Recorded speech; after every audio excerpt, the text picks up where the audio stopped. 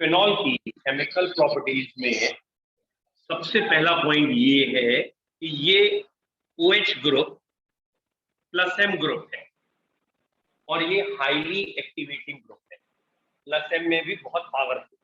अगर plus M की series याद है तो सबसे आगे है O नेगेटिव, फिर है O नेगेटिव के बाद NH2, फिर NHR, फिर OH, फिर OR and so on. That means ये इनिशियल लेवल पे ही है, हाईएस्ट प्लस M ग्रुप है। काफी ज्यादा प्लस M है और ये भी ध्यान रखना है इससे ज्यादा प्लस M भी NH2 का है जो अगले चैप्टर में आएगा। तो पहला पॉइंट है, it is very highly activated plus M group ortho and para directly. Plus M कौन होते हैं? जो ऑर्थो और पैरा पे इलेक्ट्रॉन डेंसिटी बढ़ा देते हैं। तो यहाँ से लोन पेयर आगे जाता है, कभी ऑर्थो पे जाता है, कभी पैरा पे जाता है।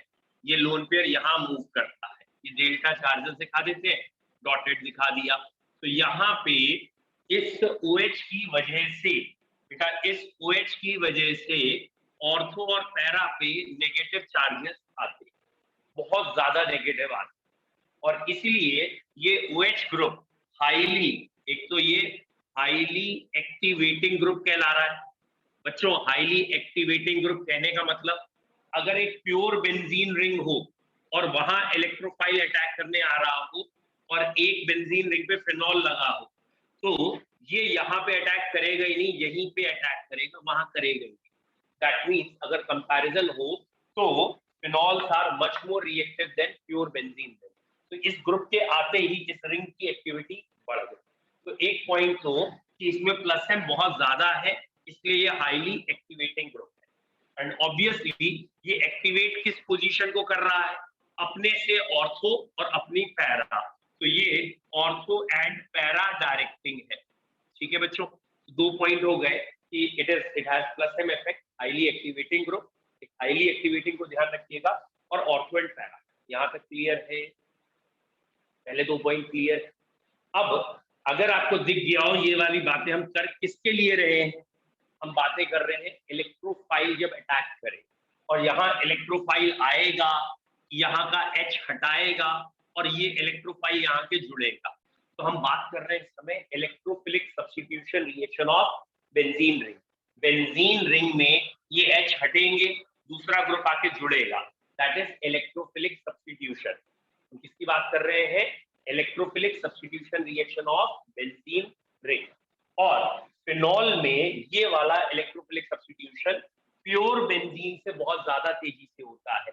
क्यों तेजी से होता है? क्योंकि ये वाला ग्रुप हाई प्लस M का है, ऑर्थो और पैरा पे इलेक्ट्रॉन बहुत बढ़ा देता है और ये जो इलेक्ट्रोफाइल अटैक करने आ रहा है, जिसे इलेक्ट्रॉन चाहिए, उसे ऑर्थो और पैरा पे बहुत ज्यादा इलेक्ट्रॉन दिखते हैं, इसलिए यहाँ पे अटैक बहुत आराम से होता है। बोलो क्लियर है?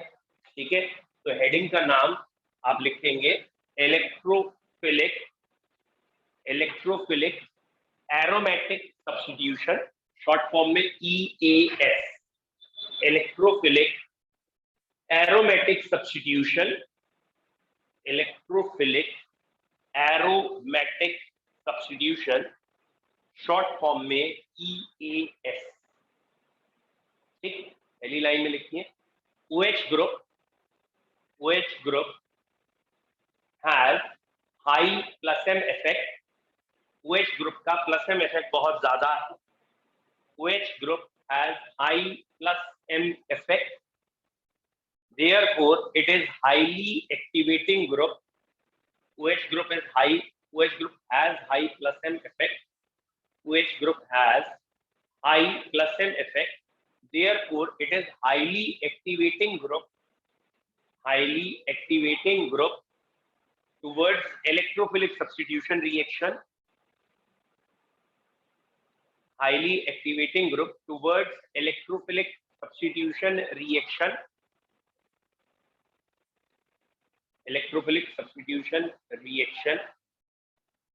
taking place at बच्चों कौन सी पोजीशन पे होती है? Ortho and para position, taking place at ortho and para position with respect to OH group। बेटा जो OH ग्रुप है उसके रेस्पेक्ट में ऑर्थो और पैरा की रिएक्शन फास्ट होगी। with respect to ortho and para position। बोलो क्लियर है? अब बच्चों फिर से एक बार ही बता रहा हूं, पिछले चैप्टर में भी बताया होगा, फिर से सुनिए।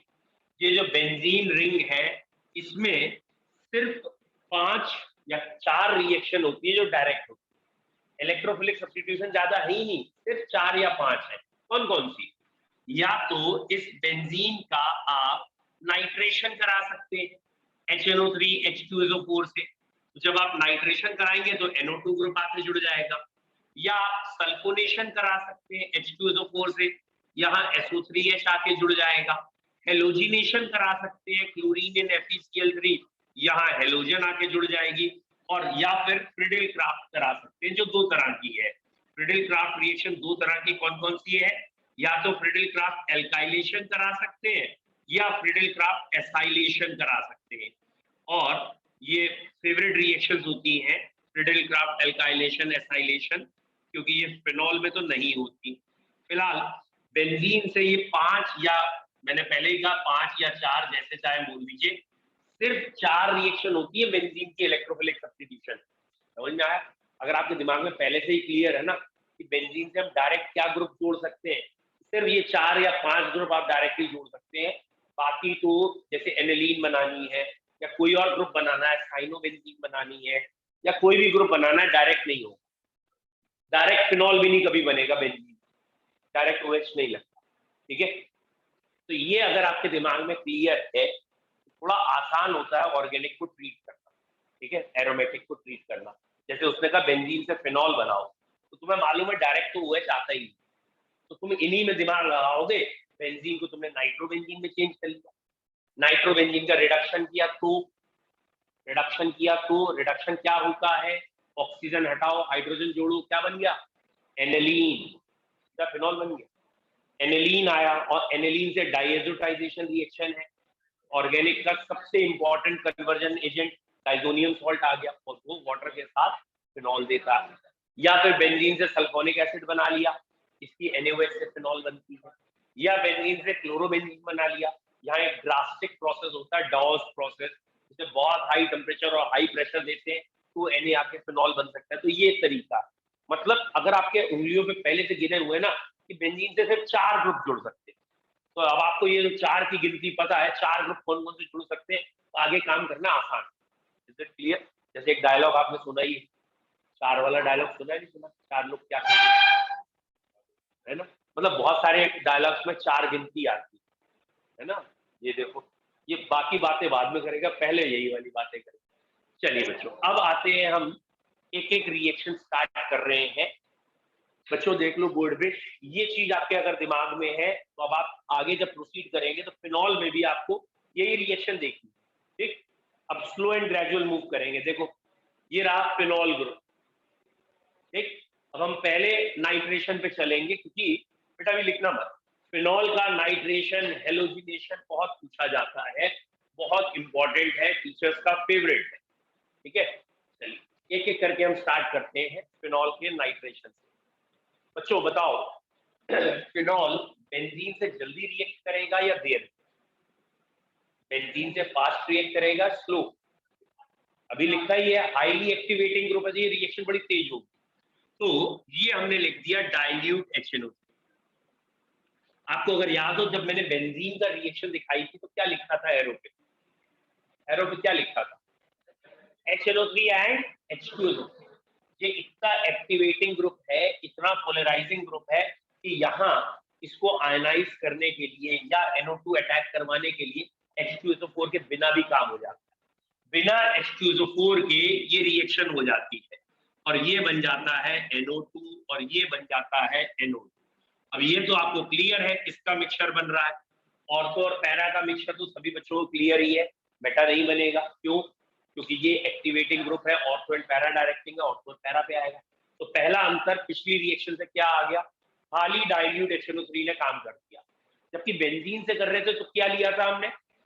कंसंट्रेटेड HNO3 और साथ में H2SO4, या बिना H2SO4 के NO2 पॉजिटिव बन जाता है, अटैक कर लेता है, रिएक्शन हो जाती है due to this highly activating power. ये सामने वाले को इतना ज्यादा पोलराइज कर देता है कि यहाँ NO2 पॉजिटिव आसानी से आके रिएक्शन। पहला पॉइंट क्लियर है। अच्छा, इन दोनों में मैं आपको पढ़ा चुका हूं। यहाँ पे एसिडिक पैरा ज्यादा है, लेकिन अगर इन दोनों को सेपरेट करना है तो कैसे करेंगे? Very good. इसमें ऑर्थो नाइट्रोफिनॉल में हाइड्रोजन बॉन्डिंग होती है और हाइड्रोजन बॉन्डिंग की वजह से इसका बॉइलिंग पॉइंट कम हो जाता है और इसलिए ये दोनों आसानी से अलग किए जा सकते हैं स्टीम डिस्टिलेशन। एनसीईआरटी ने ये वाला पॉइंट यहाँ दे रखा है कि ऑर्थो और पैरा को अंतर कैसे करते हैं। Is it clear? Followed by एक पॉइंट और इंपॉर्टेंट दे रखा है कि अगर हम चाहते हैं कि फिनॉल से तीनों पोजीशन पे NO2 ग्रुप आ जाए, जिसे ट्राई नाइट्रोफिनॉल कहा जाता है। बेटा ये है TNT, sorry try nitrophenol, it is not TNT, TNP आया, ट्राई नाइट्रोफिनॉल बना है। तो ये कंसंट्रेट HNO3 से किया जा सकता है, या फिर एक और मेथड है वो भी बताऊंगा, पहले ये देख लेते हैं। What is this? Try nitrophenol का कोई और नाम कोई बच्चा जानता है? Very good, very nice. बेटा इसका नाम एक और है पिक्रिक एसिड, और ये क्वेश्चन भी बड़ा फेवरेट है। कौन सा एसिड ऐसा है या किसका नाम में एसिड लगा है और एसिड ग्रुप नहीं? Is it clear? तो पॉइंट क्या है, यूजुअली हम एसिड ग्रुप कहते हैं COH को ऑर्गेनिक में। ऑर्गेनिक में एसिड का मतलब COH होता है, लेकिन इनऑर्गेनिक में एसिड का मतलब क्या होता है? हर वो चीज जो बेस से रिएक्ट कर ले वो एसिड होती है। हर वो चीज जो बेस से रिएक्ट करेगी वो एसिड है। ऐसे ही ये कंपाउंड जो है, इसकी अगर हम NaHCO3 से रिएक्ट करते हैं, इसको मैं थोड़ी देर के लिए अभी सिंपल, चलो पूरा ही लिख दिया है। ये कंपाउंड अगर बेटा ये कंपाउंड NaHCO3 से रिएक्ट करते हैं तो इसका सॉल्ट बनता है, CO2 निकल जाती है एफरवेसेंस के साथ। और CO2 निकलना क्या प्रूफ करता है? बेटा CO2 निकलना प्रूफ करता है ये एसिडिक कैरेक्टर ज्यादा है। किससे ज्यादा है?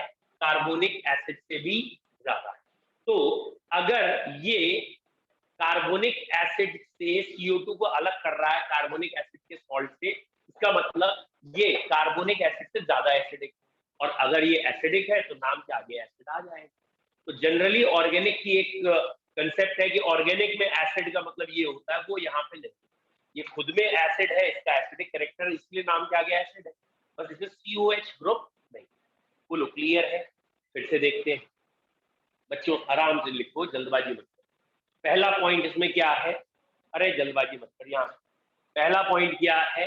फिनॉल की सिर्फ डाइल्यूट HNO3 से रिएक्शन करें तो क्या होगा? डाइल्यूट HNO3 से ऑर्थो और पैरा का मिक्सचर बनेगा। ऑर्थो का बॉइलिंग पॉइंट कम होगा, पैरा का ज्यादा होगा, पैरा एसिडिक ज्यादा होगा। दोनों के पीछे एक ही रीजन है, ऑर्थो में इंट्रामोलिकुलर हाइड्रोजन बॉन्डिंग होती है। इंट्रामोलिकुलर हाइड्रोजन बॉन्डिंग आने से बॉइलिंग पॉइंट कम हो जाता है, एसिडिक कैरेक्टर कम होता है। अगला पॉइंट आया कि अगर फिनॉल की कंसंट्रेट नाइट्रिक एसिड से कर दे तो क्या है, या साथ में वो लिख देगा कंसंट्रेट सल्फ्यूरिक एसिड भी। तो अगर कंसंट्रेट नाइट्रिक और सल्फ्यूरिक या अकेला नाइट्रिक भी है तो ट्राई नाइट्रोफिनॉल बनेगा, which is more acidic than carbonic acid, and it evolves, this compound evolves CO2 from NaHCO3। तो ये एसिड का टेस्ट देता है, इसलिए ये कहलाता है पिक्रिक। पिक्रिक एसिड बनाने का एनसीईआरटी ने एक तरीका और दे रखा है, सुन लीजिए वो तरीका क्या है। उनका कहना है कि अगर पिक्रिक एसिड की ईल्ड अच्छी चाहिए, जल्दी बनाना चाहते हैं अच्छी ईल्ड में, तो nowadays picric acid is prepared by treating phenol first with sulfuric acid। पहले फिनॉल की काय से रिएक्शन कर ली? सल्फ्यूरिक। जब सल्फ्यूरिक से करोगे तो SO3H आ जाएगा, and sorry which converts it into phenol 2,4-डाइसल्फोनिक एसिड, मतलब 2 SO3H आ गए। और उसके बाद then it gets converted into और reacted with nitric acid to get 2,4,6 trinitro. ठीक है, और इसकी रिएक्शन लिख के नहीं दिखाई, उन्होंने लैंग्वेज में लिख दिया।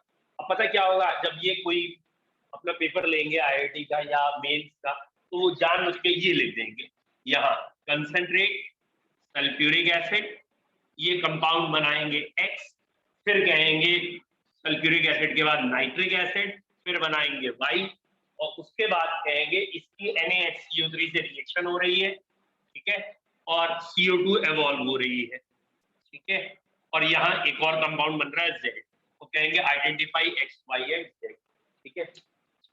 कर लेंगे ऐसे क्वेश्चन, समझ में आ रहा है? तो इसमें कंफ्यूजन नहीं होना चाहिए, यहाँ ऑर्थो और पैरा पे आएगा, फिर यहाँ पे तीनों पे आ जाएगा, और फिर बाद में सोडियम सॉल्ट बन।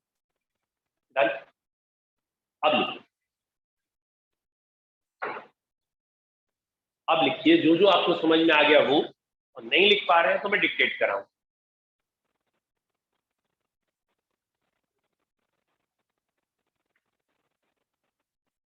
अब एनसीईआरटी में देखो एक लास्ट लाइन लिखी हुई है इस रिएक्शन के बाद, मतलब टू गेट 2,4,6 ट्राई नाइट्रोफिनॉल, ये लिख दिया उन्होंने, ऐसे बनेगा 2,4,6 ट्राई नाइट्रोफिनॉल, मतलब पहले सल्फ्यूरिक एसिड से रिएक्ट करेंगे, एक चीज बनेगी, फिर नाइट्रिक एसिड से 2,4,6 ट्राई नाइट्रोफिनॉल बनेगा, और उसके बाद लिखा है can you right the equations of the reactions involve, क्या आप लिख सकते हैं? तो यहाँ तो सिर्फ ये लिखा है can you right the equation involve, आप लिख दो नो, तुमने तो क्वेश्चन पूछा, तुम लिख पाओगे या नहीं लिख पाओगे? नहीं लिख सकते, ठीक है, लिखनी आपको ही है लेकिन। हाँ भैया खत्म हुआ तो अगली रिएक्शन पे आए, बोलू बेटा इस रिएक्शन में आपके पास जो मेन 3 पॉइंट थे वो रिपीट कर रहा हूं। फिनॉल का अगर हम नाइट्रेशन कर रहे हैं बिना H2SO4 के तो हो जाएगा, जबकि बेंजीन में नहीं होता, बेंजीन में HNO3 के साथ H2SO4 चाहिए होता है, फिनॉल में बिना H2SO4 के हो जाएगा, ठीक है? कोई बच्चा मुझे बताएगा बेंजीन में H2SO4 क्यों चाहिए था? किसी को पता? बेंजीन का जब हम नाइट्रेशन करते हैं तो मैंने बार बार कहा ना HNO3 के साथ H2SO4 चाहिए, चाहिए क्यों चाहिए? एक एक एक एक सब इकट्ठे मत बोला, मैंने फिनॉल पूछा ही नहीं इस समय, मैं क्वेश्चन पूछ रहा हूँ बेंजीन से जब हम रिएक्शन करते हैं नाइट्रेशन तो उस समय नाइट्रेटिंग मिक्सचर में HNO3 प्लस H2SO4 लेते हैं, तो what is the need of H2SO4 in the nitration of benzene? ये है क्वेश्चन मेरा, ये रही बेंजीन, ये रहा HNO3 और ये बन गई नाइट्रोबेंजीन, और ये अलग हो गया वाटर, लेकिन हम यहाँ H2SO4 लिखते हैं, और अगर H2SO4 ना हो तो रिएक्शन ही नहीं होती। तो अब क्वेश्चन ये है बेंजीन में H2SO4 करता क्या? फिनॉल की तो बात ही नहीं करनी इस समय, ये क्वेश्चन फिनॉल से रिलेटेड ही नहीं। अब रेजोनेंस, हाँ ये H2SO4 इसकी रेजोनेंस के लिए कुछ करता, मतलब अगर ये नहीं होगा तो ये, मतलब H2SO4 रेजोनेंस ब्रेक कर लेता है, HNO3 नहीं कर पा रहा, मतलब इसकी मदद से वो रेजोनेंस ब्रेक कर रहा, थोड़ा और बेटर करें इंप्रूवमेंट, ये गलत है, बोलो जोर से बोलो, इधर बोलो, ऑक्सीडाइजिंग एजेंट है, फिर NO3 को रिड्यूस, यहाँ रिडक्शन हुआ ही कहाँ, ऐसा तो कोई ऑक्सीडेशन रिडक्शन है नहीं है, जोर से बोलो बच्चों बताओ। अच्छा इस रिएक्शन में HNO3 is acting as acid और बेस, कैसे? बेसिकली यहां इस रिएक्शन में H2SO4 इज इलेक्ट्रोफाइल जनरेटर, अगर ये ना हो तो अटैकिंग रिएजेंट ही नहीं बनेगा। H2SO4 is a strong acid, it gives H ion, और ये H ion नाइट्रिक एसिड से OH नेगेटिव अलग करके वाटर बना देता है, और तब बनता है NO2 पॉजिटिव जो अटैक करने जाता है इलेक्ट्रोफाइल। तो यहाँ पे अगर HNO3 के साथ कोई और चीज नहीं हुई तो HNO3 तो H आयन और NO3 में ही टूटेगा, कॉमन सेंस है, एसिड है, एसिड तो H आयन और NO3 में जाएगा, लेकिन ये भी ध्यान रखिएगा HNO3 का H आयन और NO3 आयन वाटर में आता, वाटर की प्रेजेंस में होगा वो H आयन, यहाँ वाटर मीडियम नहीं होगा, तो HNO3 को हमें काहे में तोड़ना है? NO2 plus. Try to understand, यहाँ का अटैकिंग रिएजेंट कौन है? नाइट्रोनियम आयन, का नाम है नाइट्रोनियम आयन, ये इलेक्ट्रोफाइल अटैक करने जाता है, ये बनेगा कैसे? तो H2SO4 का जो H आयन है वो इस पे अटैक करेगा, इसलिए ये बेस की तरह काम कर रहा है कह रहे हैं, और ये अटैक करके वाटर बना के NO2 पॉजिटिव बनाता है। तो कहने का मतलब फिनॉल में ये काम अपने आप क्यों हो गया? फिनॉल इतना ज्यादा पोलराइजिंग है कि बिना इस H आयन के इसको पोलराइज कर देता है NO2 पॉजिटिव और OH negative. Is it clear? और यहाँ ये जरूरत किस पॉइंट समझ में आया? समझ में आ गया?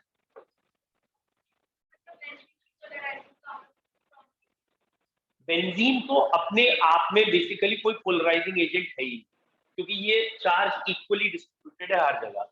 जब फिनॉल आता है और यहाँ का नेगेटिव चार्ज इनहांस कर देता है, तो ये नेगेटिव चार्ज इसको पॉजिटिव चार्ज में चेंज करता है, तो वो पोलराइज करता है इसको, फिर अटैक होकर ये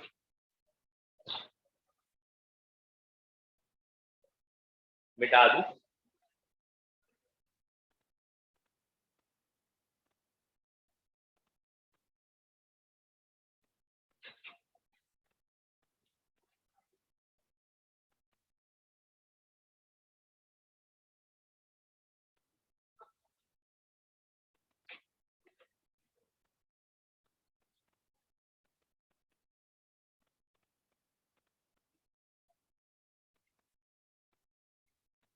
एक क्वेश्चन पीछे में रह गया खाली हमसे, ऑर्थो और पैरा का जो मिक्सचर बनेगा उसमें मेजर कौन होगा?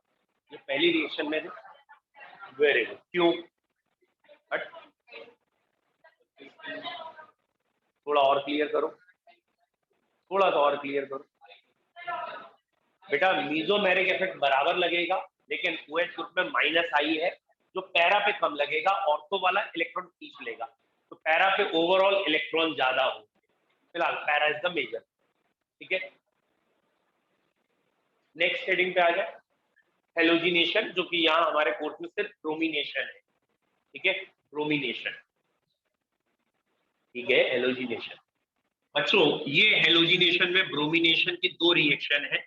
ये फिनॉल है, इसकी रिएक्शन ब्रोमीन से कर दी, और एक लेस पोलर मीडियम, मतलब आपने मीडियम लिया है कार्बन डाइसल्फाइड या क्लोरोफॉर्म या CCl4 जैसा कोई, और वेरी लेस पोलर मीडियम, तो ये मिक्सचर मिलेगा आपको ऑर्थो और पैरा का। And obviously para is major product, और फिर वही रीजन है पैरा मेजर क्यों है, क्योंकि ये जो OH ग्रुप है, इस OH ग्रुप का प्लस M इफेक्ट है। प्लस M इफेक्ट ऑर्थो और पैरा पे इलेक्ट्रॉन डेंसिटी बढ़ाएंगे, और ये अटैक करने वाला दोनों पे अटैक करेगा। लेकिन OH ग्रुप में माइनस आई भी है, और माइनस आई की वजह से ऑर्थो पे चार्ज, जो नेगेटिव चार्ज है, वो कम है, और पैरा पे नेगेटिव चार्ज ज्यादा है। तो ये नेगेटिव चार्ज जहां ज्यादा आएगा वहां अटैक करेगा, इसलिए ऑर्थो और पैरा में पैरा ज्यादा बनेगा। बोलो क्लियर है? फिर से सुनिए, यहाँ पे पहली रिएक्शन है हेलोजिनेशन में ब्रोमिनेशन। अगर आपने लेस पोलर मीडियम लिया है, तो पोलैरिटी कम है मीडियम की, सिर्फ ऑर्थो और पैरा बने। लेकिन यही रिएक्शन हाईली पोलर मीडियम में ले लें, सपोज वाटर ही कर दिया है, तो यहाँ एक ही स्टेप में ये बनेगा, जो कि एक तरीके से क्रिस्टल्स या प्रेसिपिटेट भी कह सकते हैं, ट्राइब्रोमोफिनॉल के। ठीक है, 2,4,6 ट्राइब्रोमोफिनॉल एक वाइट प्रेसिपिटेट होता है। लिख लीजिए, when phenol is treated with bromine water, यानी bromine and H2O, then 2,4,6 tribromophenol is form as white precipitate. अगर ब्रोमीन वाटर से किया है तो 2,4,6 ट्राइब्रोमोफिनॉल बनेगा। डन, 2,4,6 ट्राइब्रोमोफिनॉल बनेगा।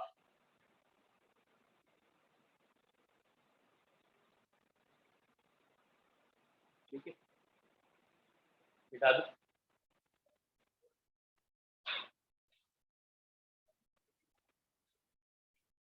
मिटा दीजिए।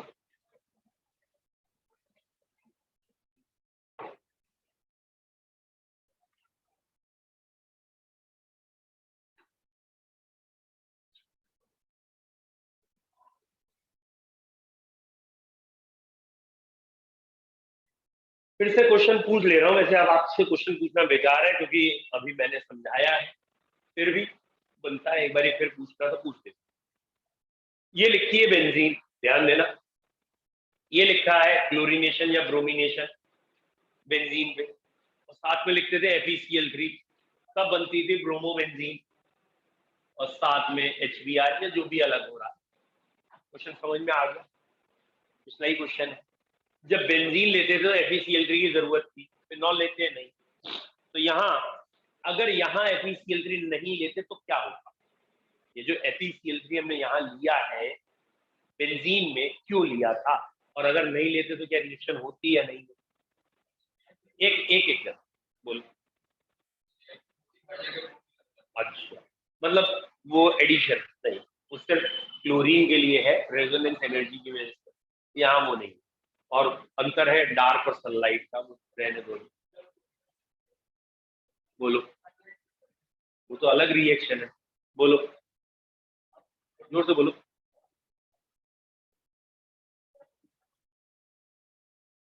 बेटा मैंने ना ये ईयरबड लगाए हैं, ये आप गलत समझ रहे हो, ये सुनने वाली मशीनें नहीं, ये ना ईयरबड इसके लिए है।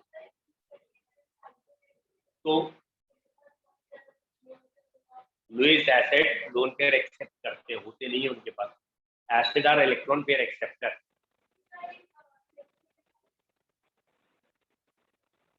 सही है, लेकिन चीजों को समाइज तो करो, दोनों बातें सही है। अब आगे यहाँ तक सही है एकदम।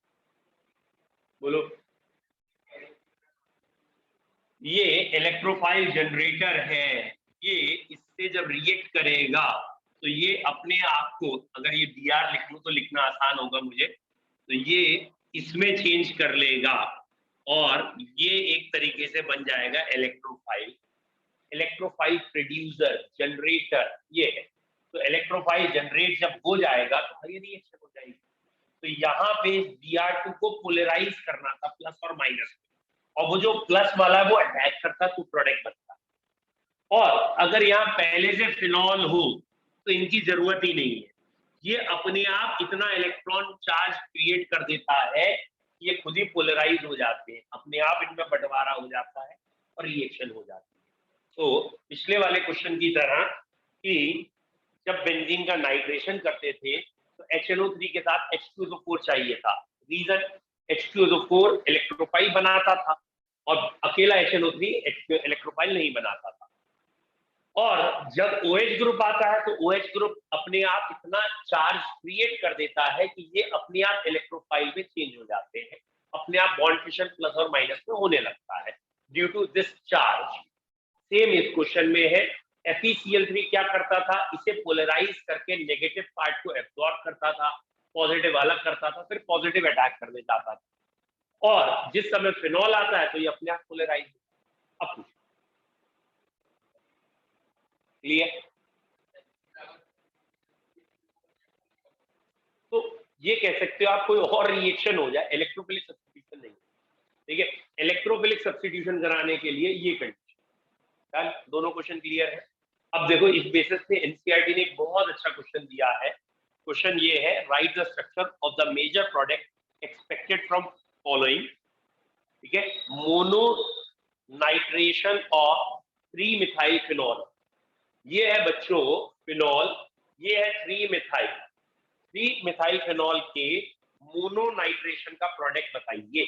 यानी इसमें नाइट्रेशन करिए और सिर्फ एक जगह NO2 लगाना है, कहां लगेगा? Mono nitration of 3 methyl phenol करिए, मुझे बताइए। बच्चों समझ लीजिए, जिन्हें आता है बहुत अच्छी बात है, जिन्हें नहीं आता समझो जरा। यहाँ पे ये वाला ग्रुप और ये वाला ग्रुप, दोनों ग्रुप को हम पहले कंपेयर करते हैं, दोनों की एफिशिएंसी देखते हैं किसकी ज्यादा है। तो हमें ये भी समझ में आ गया, ये भी प्लस एम है, ये भी प्लस एम है।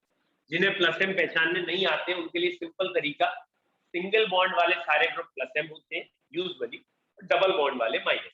तो ये दोनों ही प्लस एम ग्रुप, और प्लस एम की एक सीरीज है, ये पावरफुल प्लस एम, तो इसके हिसाब से रिएक्शन होनी चाहिए। ये प्लस एम चाहता है इसके ऑर्थो पे रिएक्शन हो और पैरा पे, और क्योंकि ये माइनस आई भी है तो ये पैरा पे रिएक्शन ज्यादा चाहता है, ऑर्थो से भी ज्यादा पैरा प्रेफर करता है। ये बाबूजी भी प्लस एम है तो ये भी चाहते हैं इनकी ऑर्थो पे रिएक्शन हो और पैरा पे हो। जरा ध्यान से देखना, ये भी चाहते हैं इनकी ऑर्थो पे रिएक्शन हो और पैरा पे हो। तो क्या आपको समझ में आ रहा है कि ऑर्थो को कौन कौन सपोर्ट कर रहा है, सॉरी इस पोजीशन को कौन कौन सपोर्ट कर रहा है, इस पोजीशन में इनकी भी ज्यादा इच्छा है, इनकी भी इच्छा है, इनकी ज्यादा इच्छा और इनकी भी इच्छा, रिएक्शन यहाँ हो, इसलिए यहाँ का प्रोडक्ट ये मेन बनेगा NO2CH3OH।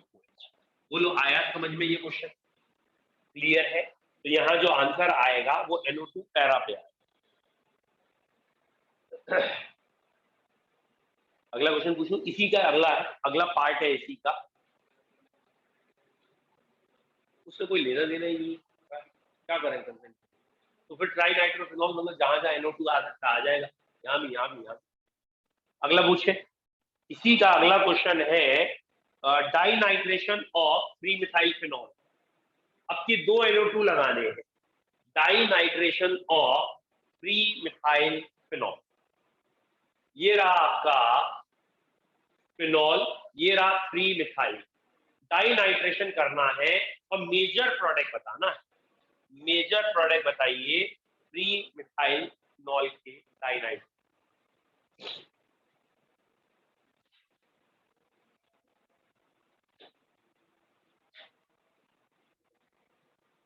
बताओ।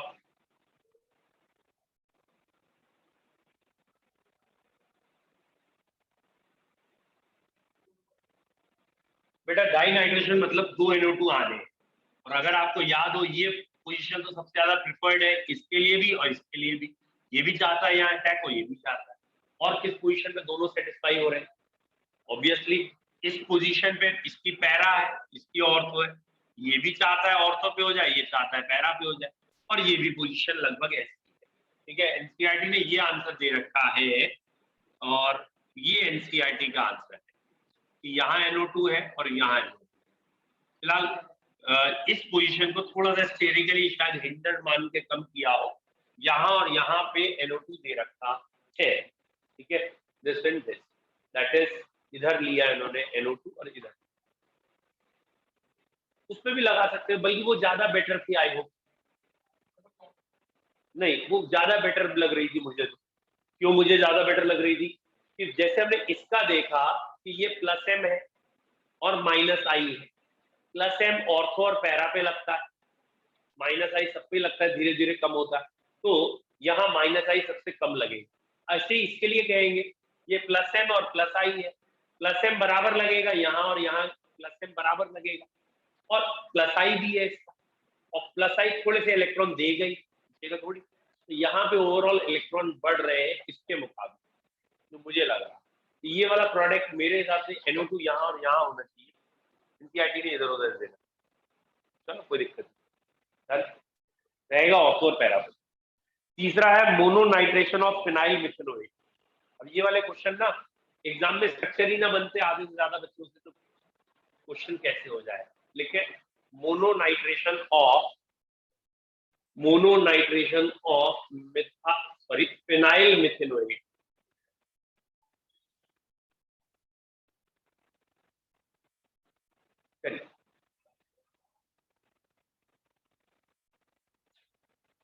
मैंने नाम सही लिखा, फिनाइल मिथेनोएट, इन्होंने आंसर गलत ही दिया, चलो होगा।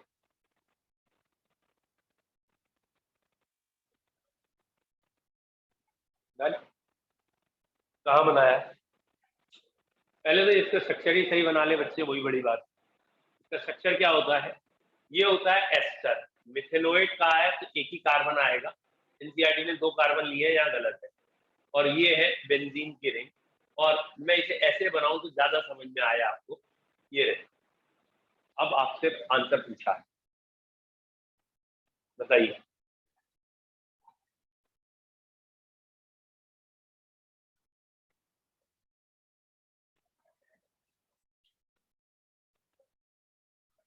डन। अब कई बच्चे कहेंगे कि यार अभी थोड़ी देर पहले कहा था डबल बॉन्ड वाले ग्रुप मेटा डायरेक्टिंग होते हैं, सिंगल बॉन्ड। भैया हमें देखना होता है डायरेक्टली अटैच एटम, ये बेंजीन रिंग का डायरेक्टली अटैच एटम है, इससे सारे सिंगल बॉन्ड है, यानी इसका लोन पेयर ही जाएगा, और जब ये लोन पेयर ही जाएगा तो पैरा वाला आंसर ही आएगा। ठीक है, तो ये वाला ग्रुप पैरा डायरेक्टिंग है, ऑर्थो एंड पैरा डायरेक्टिंग, और पैरा आंसर मेन होगा क्योंकि ऑर्थो पे थोड़ी स्टेरिक हिंड्रेंस है, थोड़ा माइनस आई, ठीक है, आई होप सो। शायद मैंने आपको एक रिएक्शन पहले लिखाई होगी, शायद, I am not sure. Rymer Tiemann reaction, Rymer Tiemann reaction नहीं लिखा है, इसका मतलब क्लोरोफॉर्म नहीं पढ़ा है।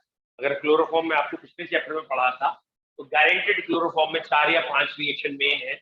उसमें से एक है जिसे कई लोग रीमर टीमर कह देते हैं, दैट इज राइमर। रीमर पढ़ ले, कोई फर्क नहीं है। टाइमन, इससे कई लोग रीमर टीमर पढ़ लेते हैं, कोई बात नहीं। राइमर टाइमन भी याद है किसी बच्चों को ये रिएक्शन?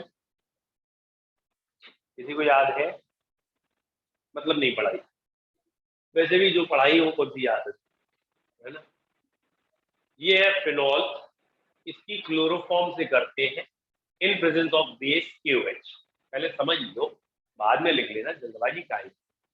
फिनॉल की क्लोरोफॉर्म से करते हैं बेस की प्रेजेंस में, और ये प्रोडक्ट बनता है that is known as salicylaldehyde. Ortho और पैरा का मिक्सचर बनेगा, ठीक है। सैलिसल्डिहाइड, एक ऑर्थो पे CHO लगाना, एक पैरा पे, प्लस KCl प्लस वाटर जो है वो तो बनेगा ही बनेगा। ये प्रोडक्ट बनता है। What is Reimer Tiemann reaction? When phenol is reacted with chloroform in presence of a base, अच्छा, in presence of NaOH KOH। यहाँ तो सिंपल लिखता है, तो कंपटीशन में क्वेश्चन आया था, उन्होंने पूछ लिया था एक्वस या अल्कोहलिक। पहले ऑप्शन में एक्वस NaOH दे दिया या KOH, और दूसरे ऑप्शन में अल्कोहलिक दे दिया। तो आप याद रखिएगा, NCF मतलब जो उसका करेक्ट आंसर था एक्वस था। तो when phenol is reacted with chloroform and aqueous KOH or NaOH, then salicylaldehyde is obtained, SALICYL, फिर aldehyde, salicylaldehyde is obtained, salicylaldehyde. When phenol is reacted with chloroform in presence of aqueous NaOH, then salicylaldehyde is obtained. और इसी reaction में CCl4 कर दोगे तो salicylic acid भी आ जाता है। When phenol is reacted with chloroform and KOH, then salicylaldehyde is obtained.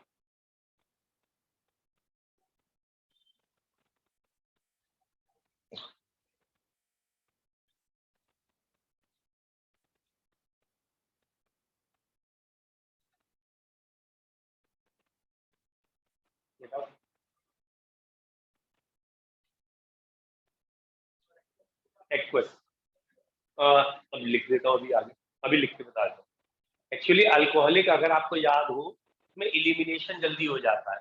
Elimination मतलब H और Cl एक ही जगह से अलग हो। और NCERT ने जो पूरी रिएक्शन दे रखी है मैं वही लिखता हूँ आपके लिए, जिससे प्रूफ हो रहा है एक्वस ज्यादा सही है, ठीक है। NCERT ने ये रिएक्शन ऐसे दे रखी है कि पहले स्टेप पे उन्होंने दिखाया है फिनॉल, फिर एरो पे लिख दिया है NaOH एक्वस, और फिर उन्होंने ये बनाया है कि हम पहले ही पढ़ चुके हैं कि phenols are more acidic than water, तो वो NaOH से रिएक्ट करके सॉल्ट बनाए। साथ में उन्होंने कहा यहाँ CHCl2 बनता है, यानी ये एक तरीके से सब्स्टिट्यूटेड बेंजल क्लोराइड है। बेंजल कहने का मतलब होता है बेंजीन के अगले कार्बन के 2 H हट चुके, बेंजल। एक है बेंजाइल, ZYL, तो अगले कार्बन का एक ही H हटा है तो बेंजाइल, 2 H हट चुके तो बेंजल, तीनों H हट गए तो बेंजो। बेंजाइल, बेंजल, बेंजो पहले दिन पढ़ाया था। ये इंटरमीडिएट बना। तो अगर ये इंटरमीडिएट आप बना रहे हो जब आप क्लोरोफॉर्म से रिएक्ट कर रहे हो, इसका मतलब क्लोरोफॉर्म का आपने यहाँ पे सिर्फ एक Cl अलग किया है, HCl अलग नहीं किया। और अल्कोहलिक KOH होता तो आप HCl अलग कर लेते, डिहाइड्रोहेलोजिनेशन तब हो जाता ना। और इसकी जब आप हाइड्रोलिसिस करोगे, तो मैं डायरेक्ट बना दे रहा हूँ, इसकी हाइड्रोलिसिस करोगे तो CHO आ जाएगा। और जिन बच्चों को याद है एक बार फिर देख लीजिए, शायद आपको याद आ जाए। बच्चों आपको याद आ रहा है क्या कि हाइड्रोलिसिस करेंगे तो Cl की जगह क्या आएगा? OH। हाइड्रोलिसिस करते तो Cl की जगह OH। क्या याद आ रहा है? एक कार्बन पे 2 लोन पेयर वाले ग्रुप, H भी जिनके पास अनस्टेबल, तो यहां से वाटर निकल गया, और वाटर निकलने के बाद एल्डिहाइड ग्रुप आ गया। तो यहाँ आपको समझ में आना चाहिए कि इससे एल्डिहाइड कैसे बना। तो 2 OH आ गए, 2 OH अनस्टेबल थे, वाटर निकल गया, वाटर निकलने से क्या है। और जरूरी नहीं 2 OH ही अनस्टेबल हो, आपको पहले बताया जा चुका है, कोई भी 2 लोन पेयर वाले ग्रुप हो, एक के पास भी H हो तो अनस्टेबल हो जाता है due to high repulsion, electron electron repulsion की वजह से। अगली रिएक्शन आप 1 सेकेंड में अपने आप लिख लें, बढ़िया रहेगा कि फिनॉल की जिंक डस्ट से करते हैं तो क्या बनता है। ये रिएक्शन आपके बाएं हाथ का खेल होना चाहिए, है ना। अभी रुक जा, चलो पहले ये जो कर रही है पूरी कर, जो बच्चे ये रिएक्शन लिख रहे हैं पहले उन्हें ये लिखने दीजिए, बाद में देखें। अभी इस रिएक्शन का एक पॉइंट और रह गया, इसलिए मैंने कहा।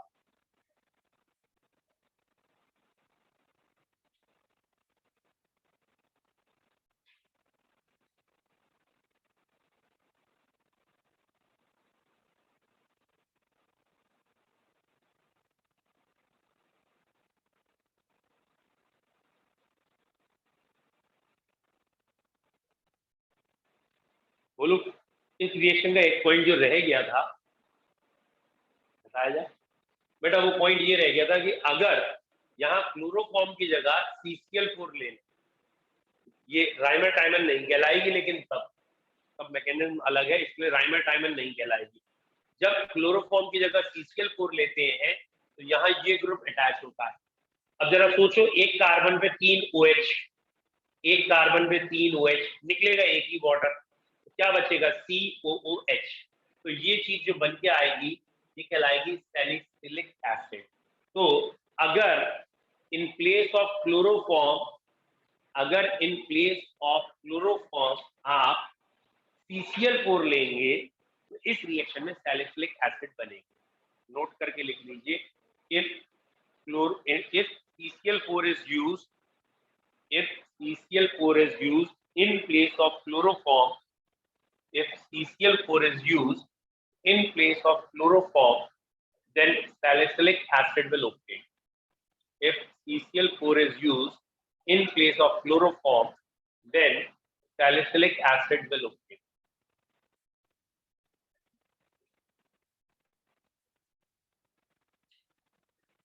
बेटा सैलिसिलिक एसिड बनाने का एक और तरीका है, दैट इज कोलबेज रिएक्शन। ये मिटा दूं पहले,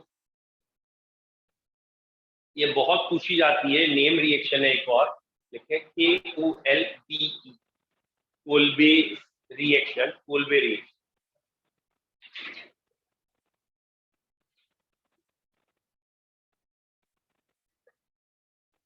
KOLBE,